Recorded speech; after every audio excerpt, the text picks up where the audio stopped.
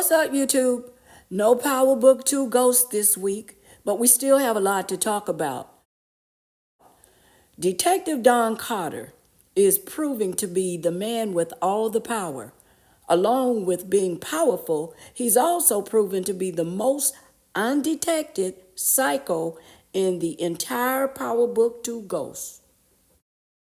I mean, we've seen the likes of crooked law enforcement since the days of Angela Sachs and Greg Knox, but none of them or their antics compare to Don Carter. And think about this, he's just begun. He is the epitome of if we can't beat them, we will join them. In our own law enforcement way, of course, and it will be done my way, since I am the leader of this gun-carrying crew of rebels with a badge. How long will Don Carter roam the New York streets with no accountability to anyone, crossing borough lines and operating in the guise of making sure that the community is safe? Good as this character is, in my opinion, he will last until the final episode of this final season. And why not? He came on the scene like a thief in the night, or shall I say one of the good guys. Do you remember Carter lighting candles and confessing? Well, I do. With all the major players in place doing what they do, Drew and Diana trying to unalive their mother, Monet fighting for her life, Kane still hating on Tariq and thinking that he has a real reason to hurt Tariq now, with Tariq running to avoid the target on his back, the power dead resurrected to haunt Monet, Brayden no longer riding the waves of the game, but actually in the thick of things. Agent Young Jr. Valdez being laid up as the sacrificial lamb.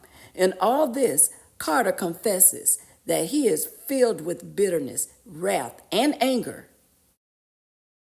Man, there are red flags all over the place. Carter confessed to not acting on his anger. He's convinced that his wife, Denise, was not lost, she was murdered. And so Carter will use the task force as a way of grieving. So we can rest in knowing that Carter is about keeping the streets safe. That sounds good, but we've got a taste of Don Carter already in part 1 of this season. We haven't had one by-the-book law enforcement agent in the Power universe, so it's okay that Carter is the way he is. Probably not, based on Davis's description of Carter. Davis said that Carter is a cop on a mission. He's a cop on a fucking mission, Tariq. The rising star on the path to some city hall kind of stuff. Clearly, Carter wants to totally confuse the pieces on the chessboard. Then he's been going hard on every drug-related motherfucker in New York. Is he dangerous? He ain't like the cops you've been dealing with, so Watch your fucking back. I bet. He will pull up unannounced, throw his credentials around, and talk bad about your mother and your father. He really doesn't care. He maintained his composure after offering Davis a proposal to help him get his clients off the streets in return for practicing law again. Now, it didn't work, but nonetheless, Carter touched Davis's shoulder on his way out. Next, he pulled up on Tariq with contempt and disdain for his mere existence. St. Patrick, one of New York City's biggest pieces of shit. No code. When Carter was done with Tariq, he touched his face, of which Tariq was not feeling it at all.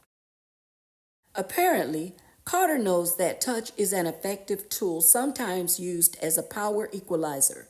The theory is that contact with another person releases the hormone oxytocin into the system.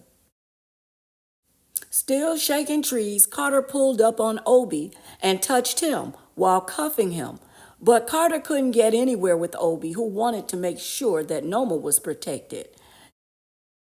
Making nonstop power moves, Carter ended up in Monet's house. The odd thing is that after his conversation with her, he took an apple and left her his business card, but he did not touch Monet. After following Monet and Drew to the Noma product hit, and after taxing Monet for 35%, Carter touched Monet and asked her if she felt it. When she asked what, he told her that it was the start of something special. Big ups to Michael Ealy for bringing the Don Carter character to life. I mean, he really brought Carter to life. Just before part one ended, a whole other Carter was at home. Carter was about to ask his wife for something in his medicine cabinet, but he found it. By the way, the medicine cabinet had some of Denise's items in it also. The dinner table was set for two, and he told her that he shouldn't be home too late, so she shouldn't wait up. Let me just say this before I go. A man with tentacles across the New York boroughs, the wherewithal to reach into the pockets of politicians, manipulate drug dealers, lead a task force of like minded lunatics, and make the rules as he goes, is not just powerful, but also dangerous.